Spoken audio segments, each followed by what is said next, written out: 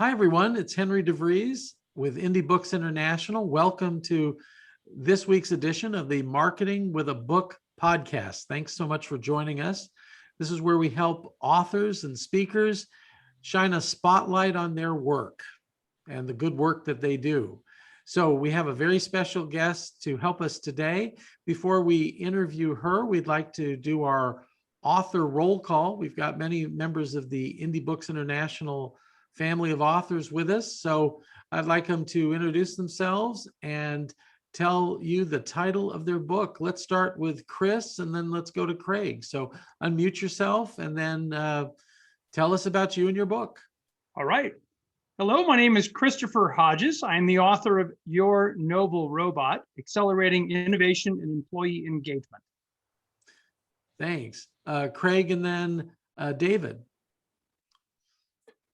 Hello, I'm Craig Lauder, and I'm the author of the highly acclaimed Smooth Selling Forever. Thanks.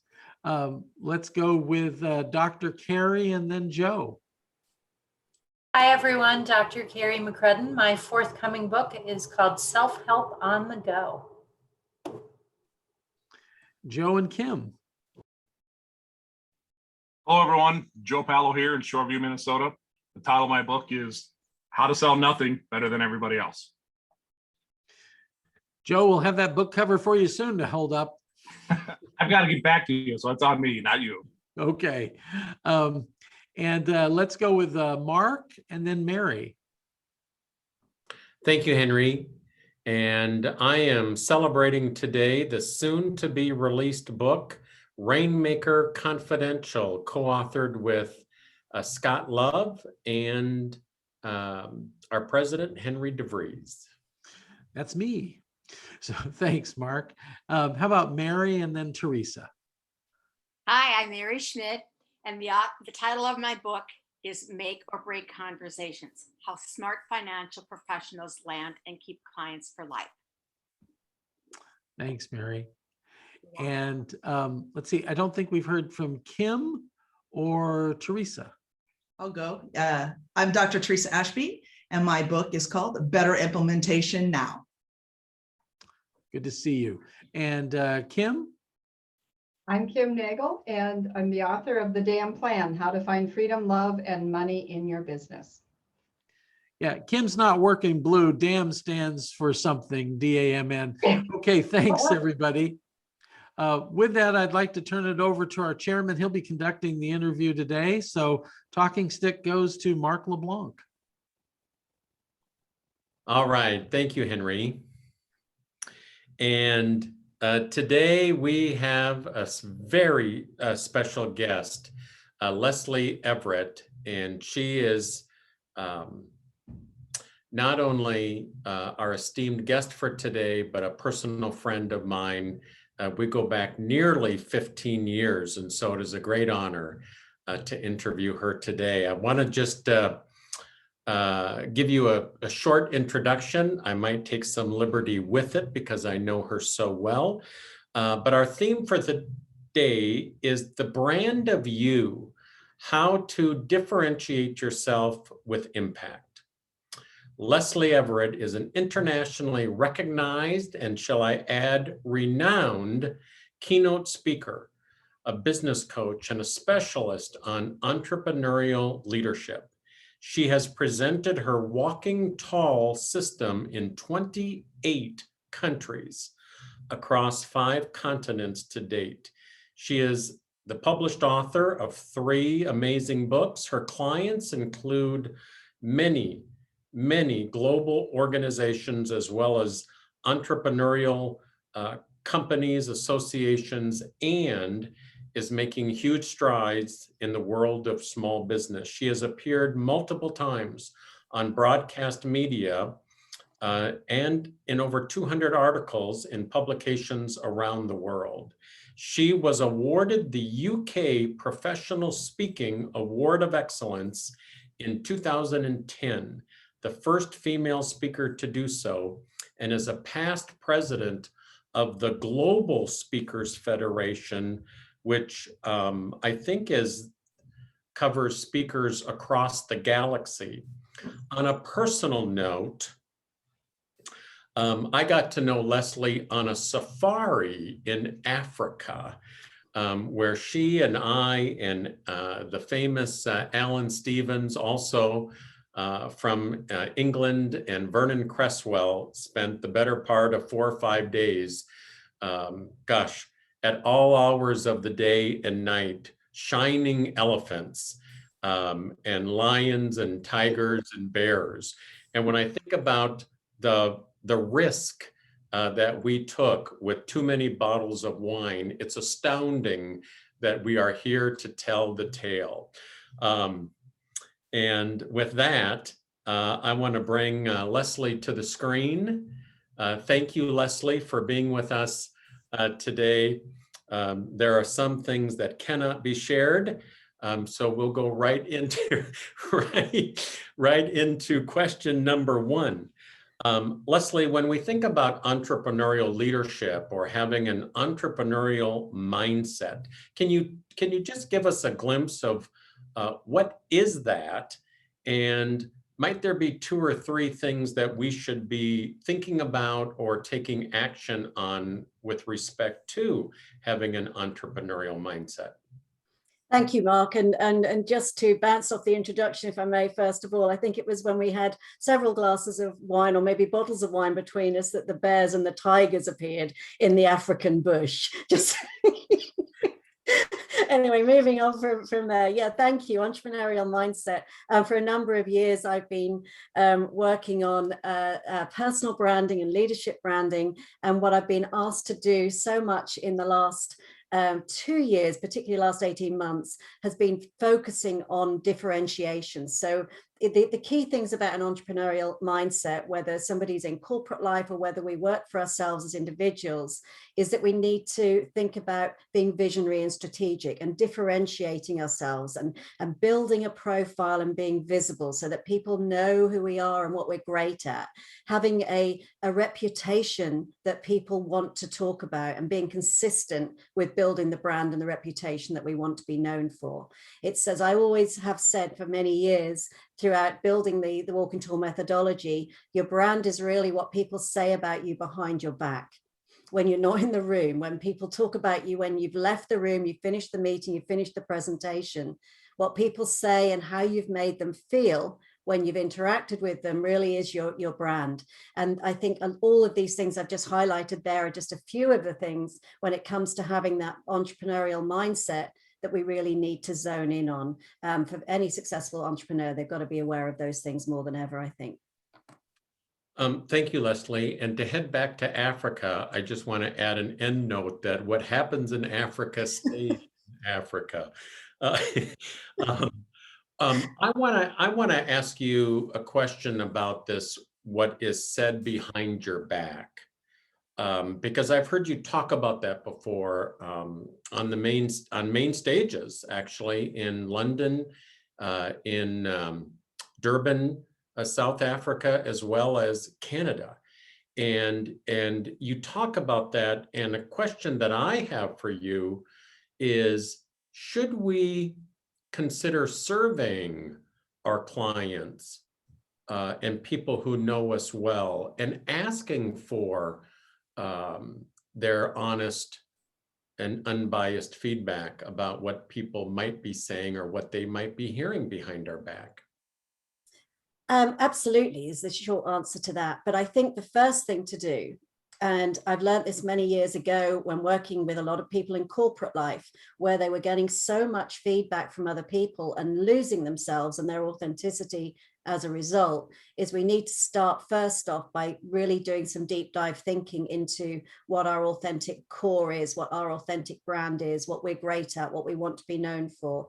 And that's not an easy process, because I always say it's not easy to see the label from inside the bottle. So we need sometimes an external lens for that. But first of all, we need to be spending that time thinking about what it is we want to be known for, because that's authentic, and then get the feedback. Because otherwise, if we're getting feedback from all over the place, we can try and change who we are. We can react to that feedback and not really know if it's the right thing to do. And whenever I'm running training courses, I'm always so focused on, let's decide what it is you need to be known for first of all. Then let's go ask people what are the things they think of when they think of us, and then we can map that feedback over the brand fundamentals that we've thought about and discovered for ourselves. And then we know where the gaps are. We know where the things are that we need to focus on most. We know the things that maybe don't matter so much. And it's not about ignoring bad feedback, but maybe they're not as important as other areas.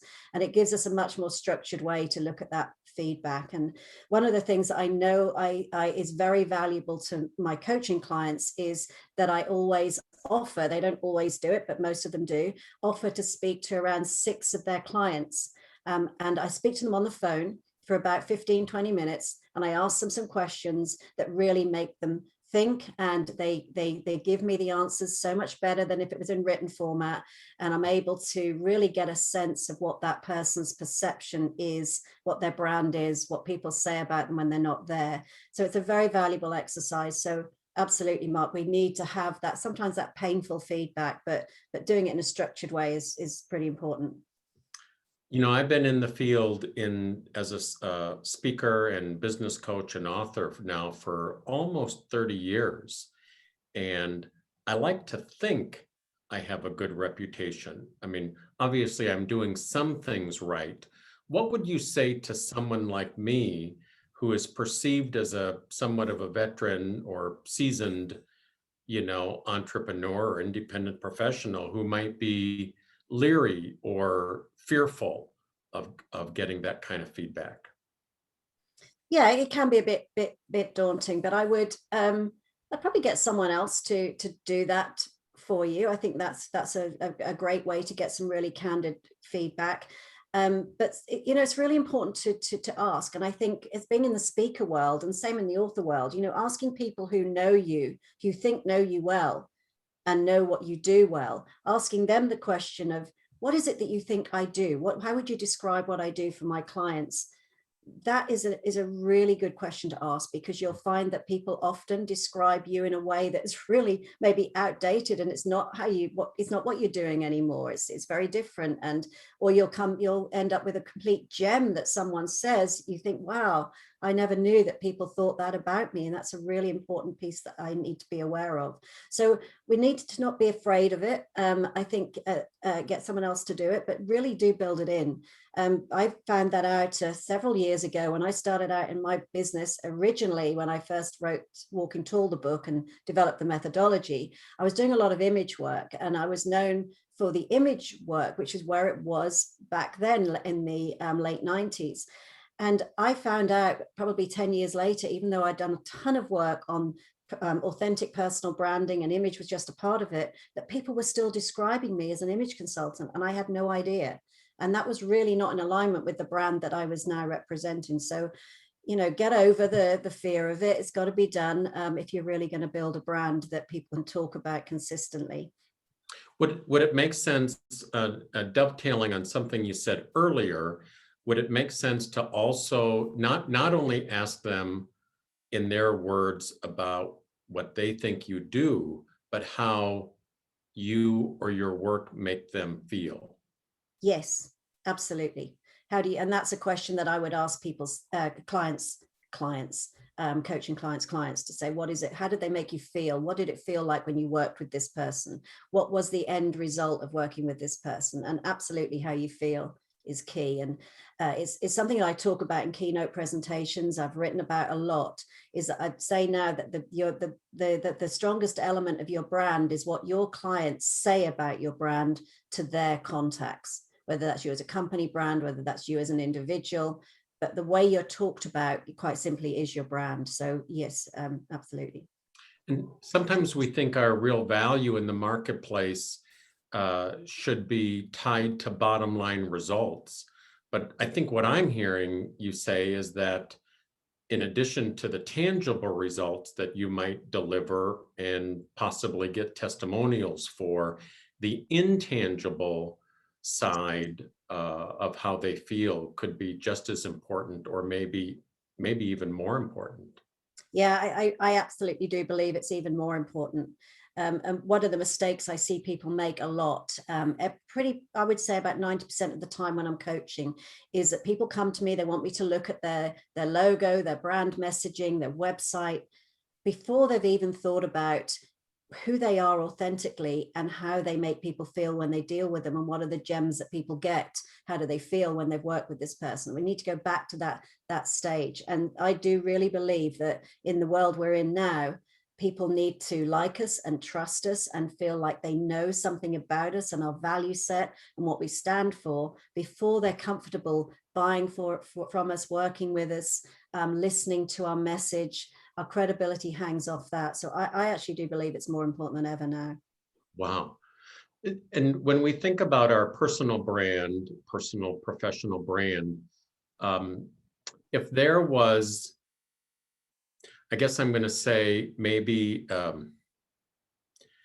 a first step, maybe a mid step, or maybe a kind of a short game, medium game, and a longer game to improving our personal brand, what might that progression look like? Knowing that it might be a little different path for each person, but what would be a great place to start and then move to and then end up at? Yeah, great question. So I mentioned it earlier, setting aside some time to really think about what that golden thread is that runs through everything that we do. Even if what you do now is different to what you did 10 years ago, there will be an absolute golden thread that defines you. It's something that you're absolutely great at, and you apply it in a different way now, possibly to 10 years ago, but it absolutely goes through the center of you. And one of the things, one of the processes we can use to do that, I have a method called the Espresso Effect. And let me just describe this for a few minutes. If you think about an espresso machine and all the coffee beans that get thrown in at the top, all of them represent a pivotal moment in your life.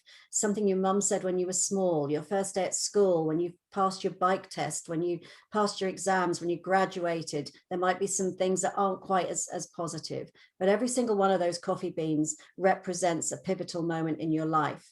They all go into the machine and get ground and percolated around to produce your values, your beliefs, your motivators, your drivers, your standards, your purpose.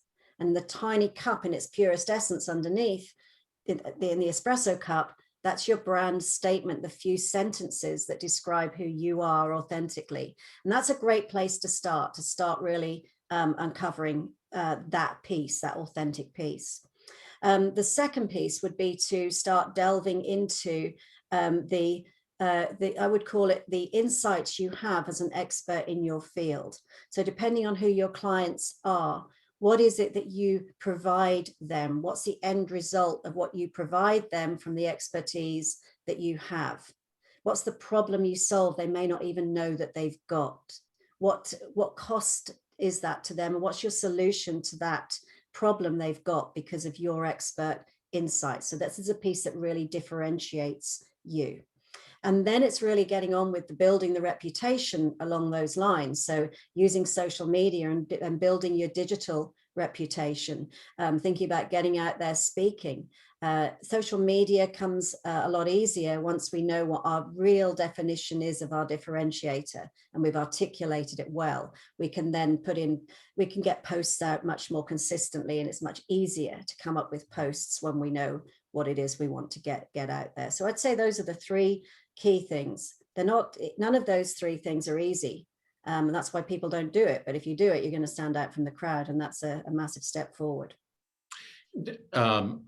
My assumption is that once people go through it, they're somewhat astonished and end up at a place where they probably could not have imagined in terms of elevating their brand. Yes, exactly. And, you know, I often offer, and I'm happy to do this for anybody here, like a 20-minute conversation if you have a question to ask me. And I just did one this morning with a lady who had a brand question. She was a bit lost. She didn't really know how to articulate her brand. And one of the skills I have is having this external lens I can put in to listen to what someone's telling me they do, then being able to extract the important elements of that and help them to articulate that by putting the pieces back together. And it's groundbreaking when that suddenly hits someone to say, that's exactly what I do. And I've never seen it like that, because we can't see the label from inside the bottle. So yeah. Wow. And across, sort of across the board, is there a common mistake that people make along the way? Yeah, it's very much being focused on their brand being about the website or the logo or the photos or digital social media. And there are a lot of personal branding experts who will tell you that your brand is made up from your social media posts. And that's it. And I don't agree with that. I think it's a big part of it, but I think it goes back to the stages I've mentioned earlier. So the mistakes are that they go right into writing the marketing message, the sexy bits of the brand, as I call it, the logo, the colors, the website, the book covers even. But we need to make sure that that's in alignment with who we are. And do I have a minute to just explain the walking tall story? Sure. I remember when I had first had the contract with McGraw-Hill to write the book, before my company was called Walking Tall and before I had the methodology called Walking Tall. And McGraw-Hill kept pushing me to come up with the title. And I couldn't come up with a suitable title. And they kept saying, we need this title. And I had to go back through my life history so far and think about some of the common threads. And I'm only 5'1.5" tall, which Mark will know. I've met Henry, but I haven't met any of the others of you, I don't think. So walking tall has nothing to do with being physically tall. And I love giraffes, of course, being in the South African bush a lot. I love that. So when I started to think back through my life history and think about, God, what would be a great book title? I started to think about being a lot smaller than the other kids at school. And I hated being smaller. I guess I couldn't really stand out so much. I didn't realize why then. And I remember in our school, we had a system called the school colors that meant if we represented our school at music and sport, we got the school colors, which for us meant a big badge that you'd wear on your jacket for your uniform and a red and pink striped tie with your uniforms. We had uniforms back then. So I thought I'll do this because that'll stand me out from the crowd a lot more. So I got chosen for most of the sports teams and did all the music I could. The only sports team I didn't get chosen for, which stopped me getting the school colors, was basketball, or netball was our equivalent in the UK, because I was too small. And I remember vividly rushing off to the changing room and looking at the team on the wall every Wednesday morning, and I was never chosen until one springtime, and they had a flu epidemic that swept across the school, managed to miss me somehow, and I had to get chosen because I was the only one left to make the team up. So I managed to get the school colors. And when I thought back through some of these stories, the title Walking Tall just popped out to me. And so one of the things I'd ask you, if you were to write your life story, what would your title of your book be? It's an interesting one for you as authors to think about that. And some of you may have done that already, but I always use that with my clients to think about their book title from their life history so far. Oh, thank you, Lesley, for sharing that. Going back to something that you said, no one is ever going to confuse me with being an internet marketeer. And I think you're laughing because you know that. But I'm curious, and I do believe that social media is here to stay, and I believe that it should enhance our marketing plan. My position has been that, with rare exception, it should never be our marketing plan. Can you just share for a moment the importance of social media and how we might approach that or create an approach to social media? Yes, and I wrap this up into what I call a visibility plan. And I believe that all of us need to have a strategic plan for building our profile and visibility. And in fact, Suzanne will share with you a link to a site that has some freebie tips on building visibility. And visibility is not all about social media. It's just part of it. And it needs to be built into the strategic plan. It's worth sharing at this point. Often I'm asked, what's the difference between brand and reputation? And I always say that brand is the bold intention of what we set out to achieve as a brand, but your reputation is the reality of that brand, the reality of how we make people feel and how we show up in all forms, whether that's speaking live, whether it's speaking remotely, whether it's coaching, whether it's in meetings, whether it's in emails and texts or social media. And all of it needs to be consistent and in a plan. But I do believe that we do have a digital reputation as well. And one of the most important platforms, I believe, in our professional life is LinkedIn. And if you do nothing else, just have that profile on there that really says something about you as an individual and what you want to be known for. You've got that whole about section on LinkedIn. It's about 1,200 characters. You've got a great opportunity there to get your brand across and let people know a little bit about who you are, that little window into you. And then work out what's the social media platform that your target clients use most, and maybe just pick a lane and go with one.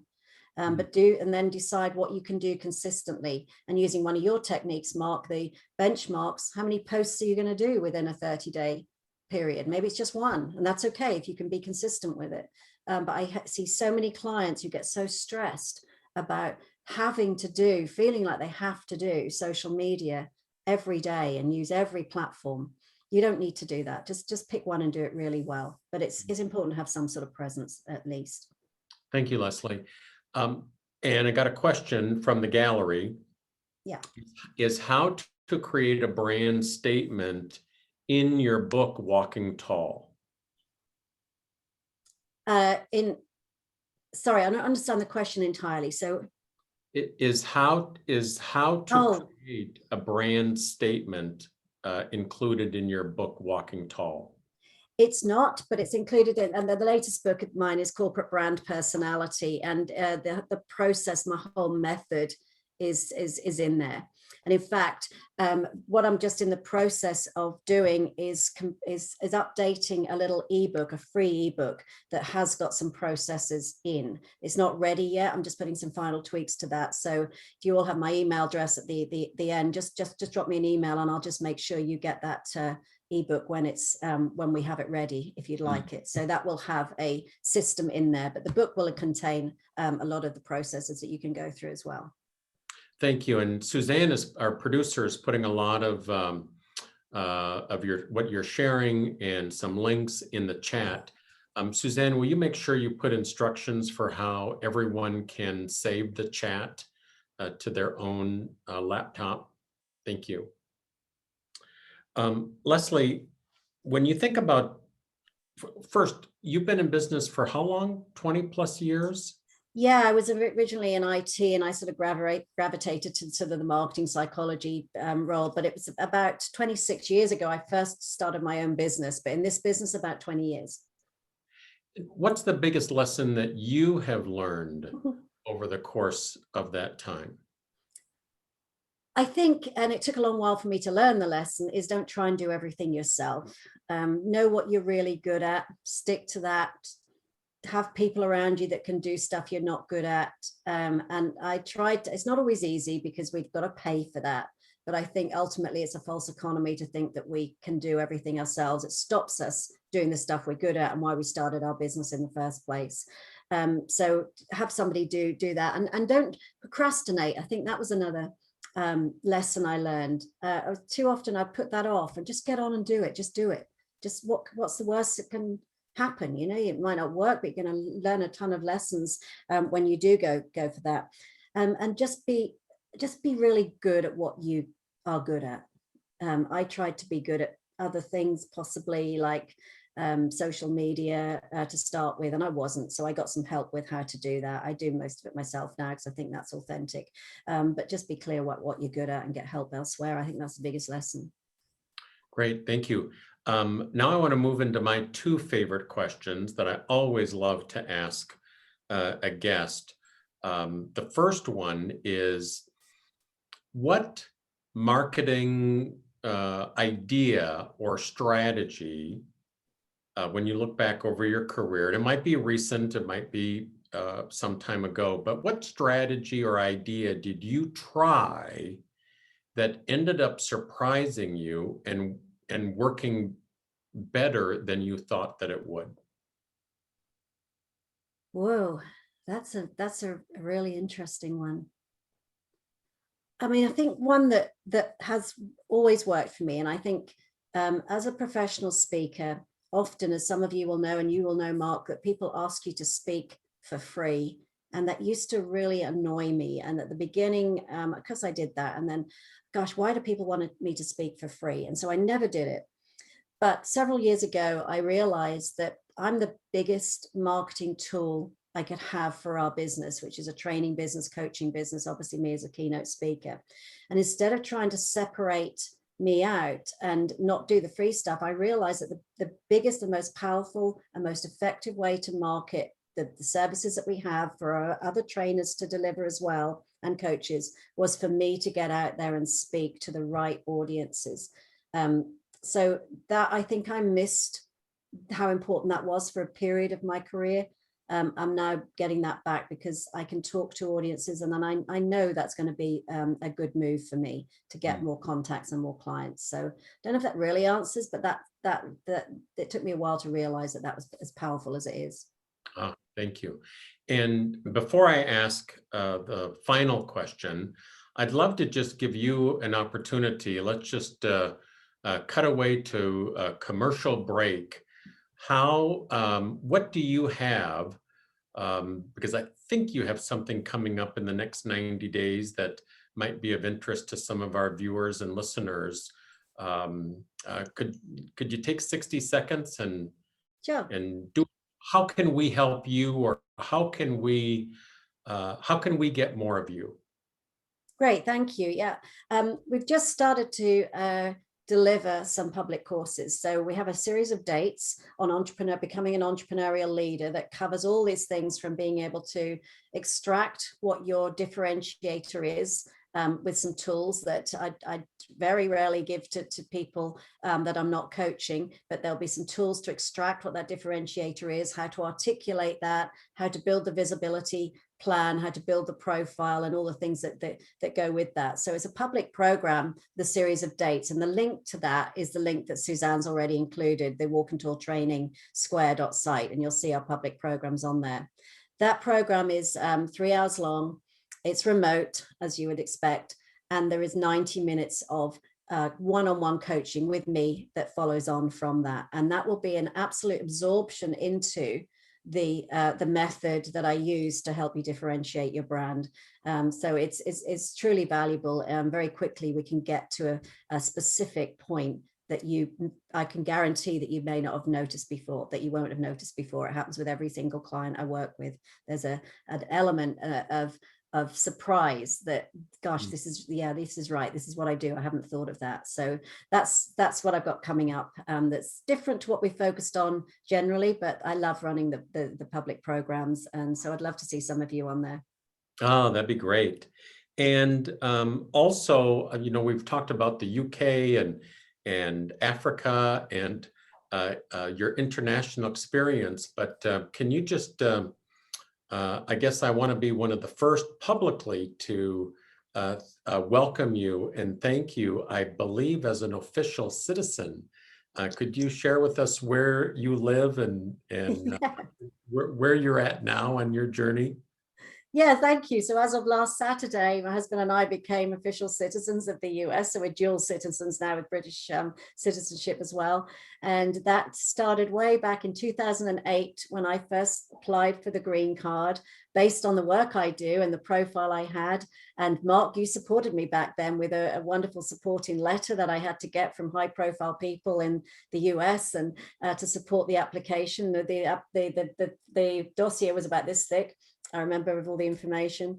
Then I met my husband in 2009 and we brought him in on the application. We got the green card in 2013 and then finally got citizenship, as I said last week. So it's been a journey and it's been truly worthwhile. So thank you for that welcome. It's really been an experience. Well, it's great to have you here, and the United States is better for having you and Chris here now. Thank you. Rumor has it that it was my letter in 2009 that sealed the deal that brought you here. So Absolutely. At least I'm going to take credit for it. You should. My last question is, when you look back at yourself 26 years ago, thereabouts, plus or minus a year, what advice, knowing what you know now, what advice would you give you at that time?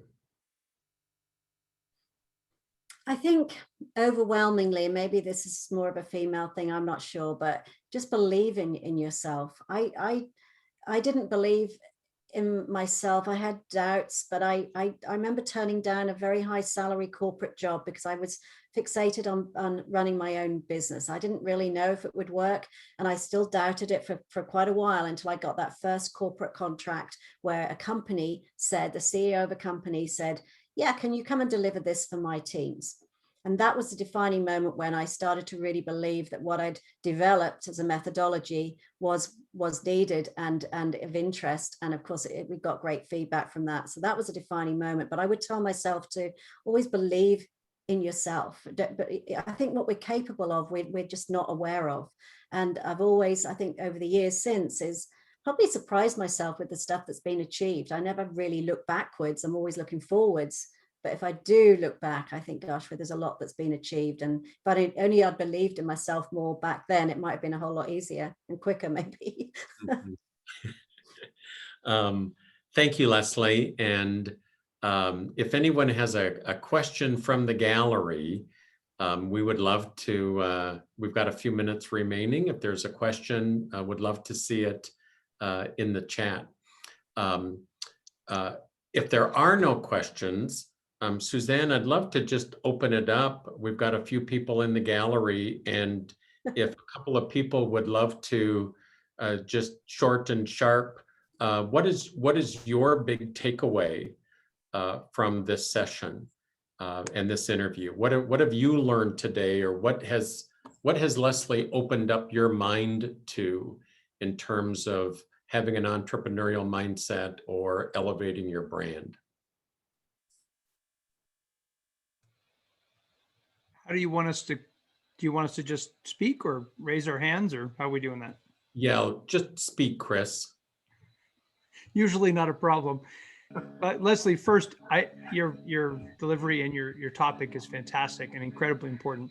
That what I took away is the most important message, which I think is the essence of what you're teaching, is before you start worrying about fonts and pictures and offerings and all that other blingy stuff that is important, but who are you? What are you really trying to do?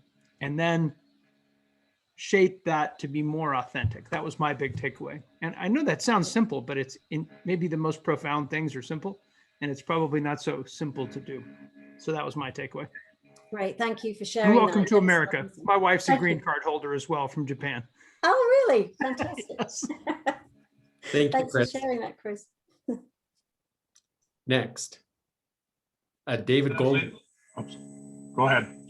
Thanks, Mark. I also agree with Chris. I think that was very valuable.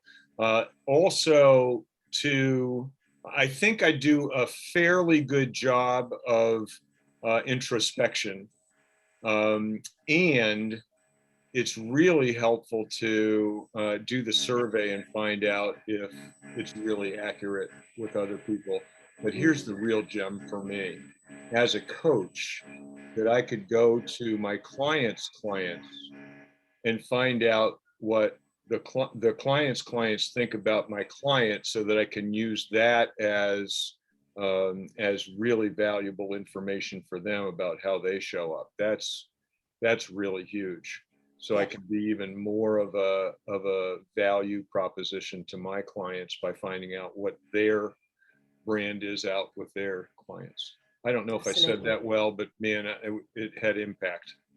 Right, yeah, that's so important. And often you get things from the clients that maybe aren't so good as well, that you don't have to share with them openly, but you can have that in your mind when you're working through stuff with them. So it's really valuable, yeah. Yeah, thank you. Thank you, David. Joe Palo. Well, I feel like an echo chamber because I'm going to kind of repeat what Chris and David said, but the importance of feedback. I probably will definitely use that for working with my clients, but also I have not really thought much about the brands. I've actually started the website and did all the things you said we shouldn't do. I'm doing all those things, but that's just great feedback. And my biggest fear is I ask them, what do they like about me? And they say nothing. So I'll deal with that, but we'll see. I appreciate that. Thank you. Joe, hence the theme of your next book. How to lead no one? We have a question from the gallery. This is from Chris. Lesley, how do you know when people are being inauthentic? Are there certain signs that might point to an inauthentic brand? I think over a period of time, inconsistency tells us that, you know, you're one thing one day, one thing another, or you say you do one thing 1 month and then you do another thing another month. I come across a lot of speakers who do that. And I thought, well, I thought you spoke on this, but maybe not. And then I get to grips with that. And then 6 months later, they're talking about something else. So it's lack of consistency can do that. You know, body language, people will talk about that an awful lot. I'm not a great fan of that. I think you need to put body language signals in context, and they have to be repeated. I personally find it really uncomfortable if somebody doesn't look at me in the eye when I'm speaking, not so much remotely because that's difficult, but face to face. That tells me, that just gives me a message that's maybe not very sincere, but I'm always aware of not just taking body language signals. I think it's the lack of consistency more than anything. And Lesley, can I follow up on that?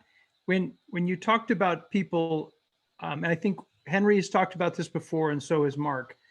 So what day is it? Oh, today I speak on relationships, but if you need me to talk about technology, I'll talk. Did you want me to talk about ergonomic furniture? Yeah. Right. I think that there's a tendency with speakers, not everyone, to so badly want the great opportunity that they morph themselves into Play-Doh, right? Yep. So what are your thoughts on how narrow your focus should be and how you kind of get that feeling where you're in the right zone?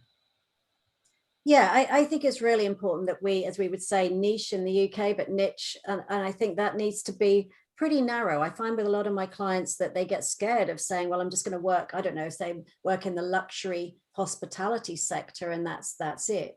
It doesn't mean you're going to exclude and other clients aren't going to come to you, but it just means that that particular piece, people are going to see you as the expert in that.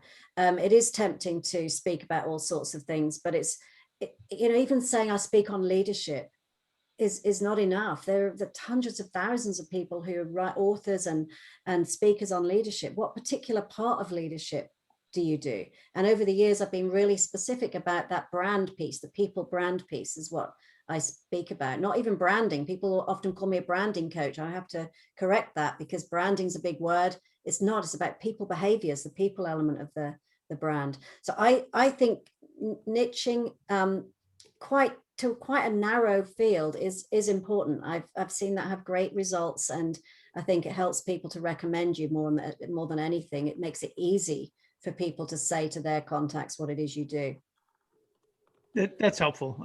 I think the first time you lose an engagement because you're too narrow, you have to have, back to your point about have confidence in yourself. Someone will be looking for a leadership in peanut butter production. I'm sure there's someone out there. Right. Absolutely. And, you know, someone can easily talk about that and tell people, and it'll eventually get to the right place. Yeah.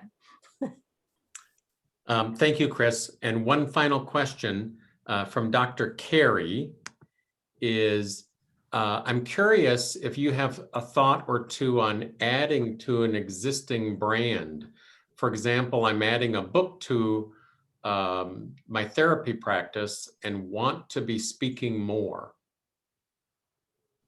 Yeah, so in terms of, Dr. Carey, in terms of other products and services, is that what you mean by that? Yep, absolutely. Yeah, a really good idea.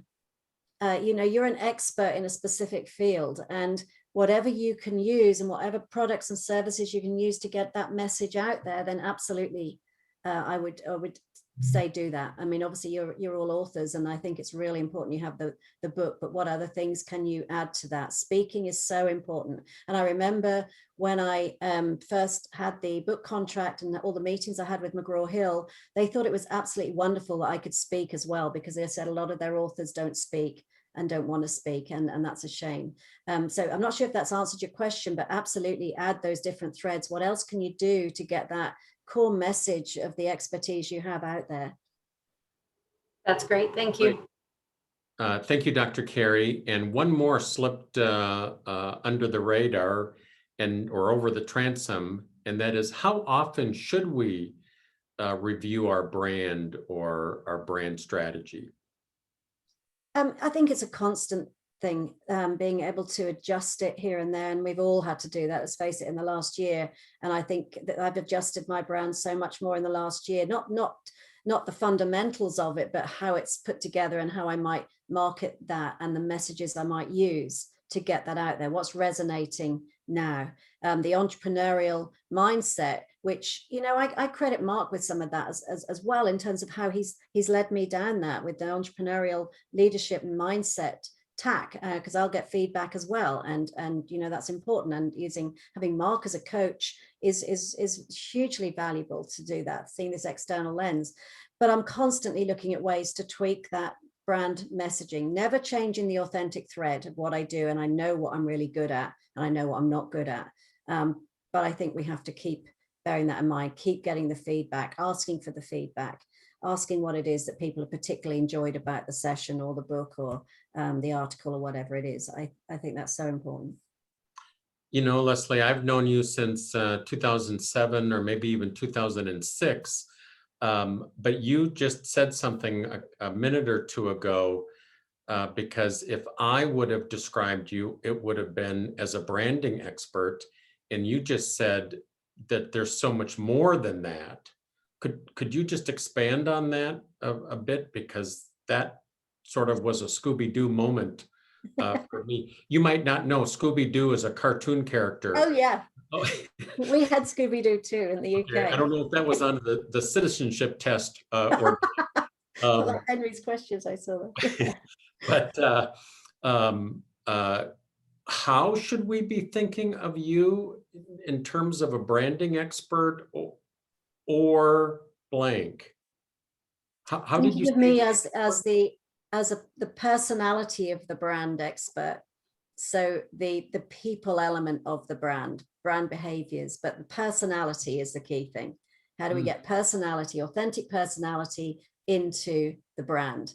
And I don't do logos. I don't design websites. I'll help people get their content for their website from a text point of view, and I can review stuff to make sure it's in alignment with who they are as a person. But think of me as the personality of the brand. That's what I focus on.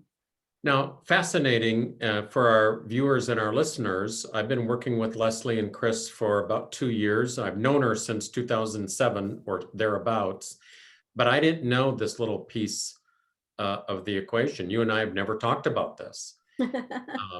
But I think the takeaway or the lesson for me is that even people that we are connected to and think that we know, or we think that they know us, there are always layers that we are making up stories, most often positive stories, but I think that takeaway alone should drive registrations to your event, and count me in.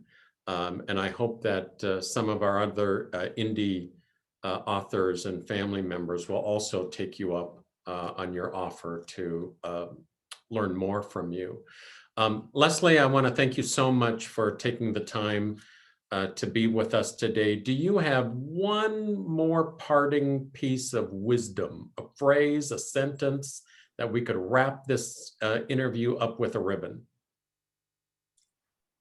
You put me on the spot, don't you? Let me think. I have so much stuff that I can share. I think for me, what always resonates with me, and that's why the book title, that's why the the methodology that I've written, Walking Tall, and it still resonates with me with everything I do. The things that batter us down and we get the upsets and disappointments throughout our life. I keep coming back to that term, walking tall. You can rise above it, move on. It's rarely about you. So really, I'd leave you those words, walk tall with everything you do.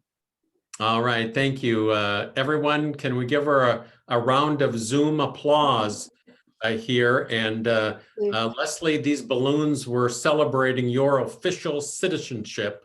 Like I said, we are better here in the States because you and Chris are here. Thank you so much. Thank you. I'm honored to be here. And thank you very much. Thank you, Henry, Suzanne, as well. Thanks, Mark.